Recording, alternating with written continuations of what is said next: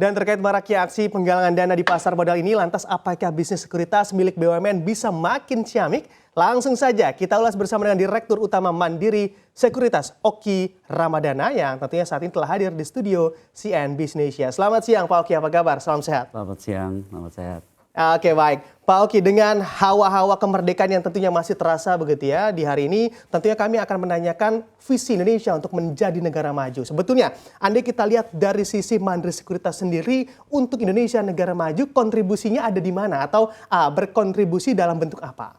Ya, saya sih optimis ya dengan peluang Indonesia untuk menjadi negara maju ya. Karena memang ekonomi kita semakin kuat beberapa tahun belakangan ini. Dan di masa pandemi dan setelah pandemi itu Indonesia makin kuat dan kita makin resilient ya kalau kita melihat impactnya dari pandemi tersebut. Dan kita lihat ada beberapa katalis yang memang kita benar-benar harus kejar untuk menjadi negara maju, yaitu memang pertumbuhan kita yang harus lebih dari 5%. Dan untuk itu kita harus mendorong pertumbuhan investasi itu di sekitar 7-8%. Nah, ini yang harus kita kejar dan memang untuk mendorong investasi 7-8% ini ada beberapa hal termasuk hilirisasi dan industri manufaktur yang benar-benar harus harus dikembangkan dan harus didorong. Jadi FDI play a big role dan kita dari Mandiri Sekuritas kontribusinya memang kita selalu memberikan solusi pendanaan dan investasi bagi perusahaan-perusahaan baik swasta maupun BUMN. Dan juga kita mendorong investasi asing. Jadi kita banyak melakukan diskusi dengan beberapa atau lot of investor asing untuk masuk ke Indonesia, baik itu capital market maupun private market. Jadi mereka masuk melalui FDI maupun ke capital market. Jadi itu yang kita selalu diskusikan selama beberapa bulan dan setahun terakhir ini untuk mendorong FDI itu masuk ke Indonesia. Again, untuk mendorong Indonesia lebih cepat menjadi negara maju. Oke, nah ini juga selaras begitu ya dengan visi yang tentunya sudah diterapkan oleh pemerintah.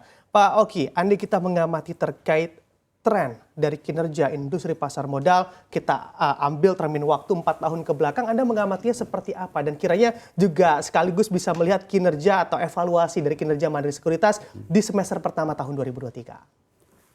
Kita di semester 1 2023 ini sangat baik sekali ya kalau kita lihat IPO market ya di Indonesia ini sangat baik sekali. Kita selama semester 1 sudah melakukan, kita Mansek ya, Mandiri Sekuritas itu telah melakukan sebanyak 4 IPO besar di Indonesia.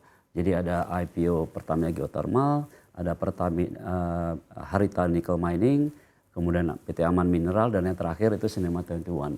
Dan itu semuanya menggalang dana sebesar lebih dari 3 triliun ya.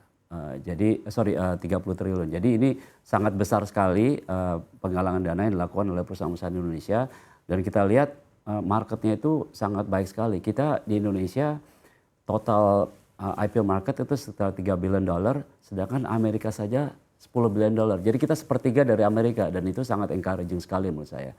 Dan ini kita Mandiri Sekuritas play a very big role untuk penggalangan dana ini untuk ke capital market kita.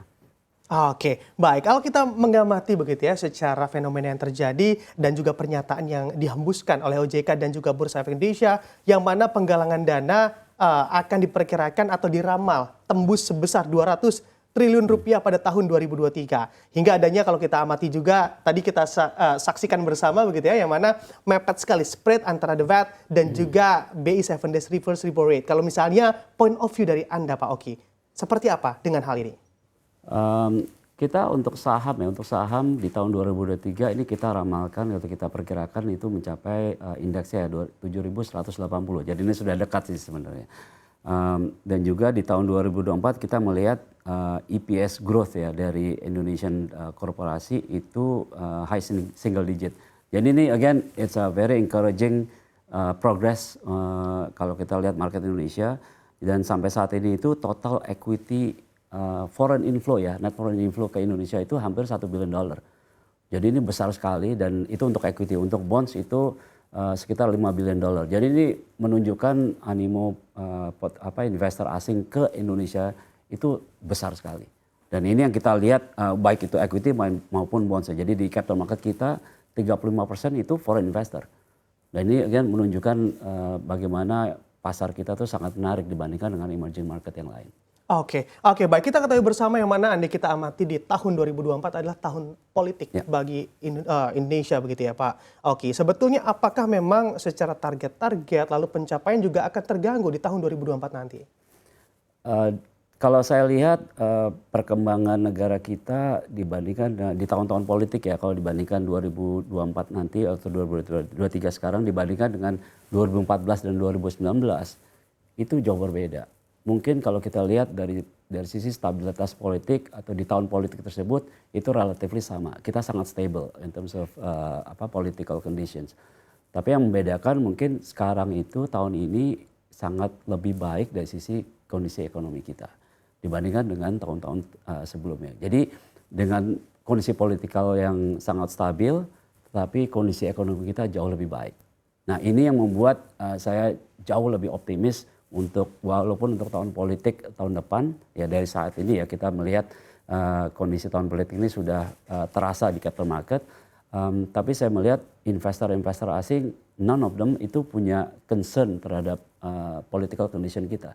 Karena memang sangat stabil, jadi rupiah kita juga stabil, inflasi kita terjaga di 2-4%, jadi sangat favorable untuk investment. Jadi begitu melihat kondisi politik yang saat ini, tidak banyak yang memiliki concern spesifik mengenai kondisi perpolitikan kita. Karena kita lihat, kita sendiri dari Mandiri Sekuritas sudah diskusi dengan beberapa potential issuer, jadi potential IPO candidates untuk next year. Jadi even dalam kondisi tahun politik itu pun kita melihat banyak perusahaan-perusahaan Indonesia yang juga memikirkan mengenai merencanakan akan go to market next year. Jadi ini sangat encouraging sekali sih. Oke, baik, selain karena memang fundamental ekonomi kita yang tentunya masih cukup baik begitu ya Anda katakan, sebetulnya apa yang kiranya membuat para emiten ini juga optimis untuk melantai di bursa kita yang mana ada di tahun yang sebetulnya banyak terdistraksi oleh politik? Kita di Indonesia ini market compared to other markets itu memang yang paling menarik, yang paling atraktif. Jadi dari sisi itu tadi political stability, kemudian earning growth dari perusahaan-perusahaan di Indonesia itu sangat menarik compared to others, compared to other markets. Jadi ini yang membuat Indonesia itu tetap menjadi primadona untuk investasi baik bagi domestic investor maupun foreign investor. Jadi terlihat dari yang tadi saya katakan mengenai net foreign inflow ke capital market kita itu sangat besar sekali. Yang dulu perusahaan atau investor-investor yang dulu sudah keluar ini kembali ke capital market kita lagi. Jadi saya melihat animo investor sangat besar sekali di beberapa IPO yang terakhir juga kita lihat ini IPO yang kita lakukan selama 2 tahun terakhir itu IPO besar sekali.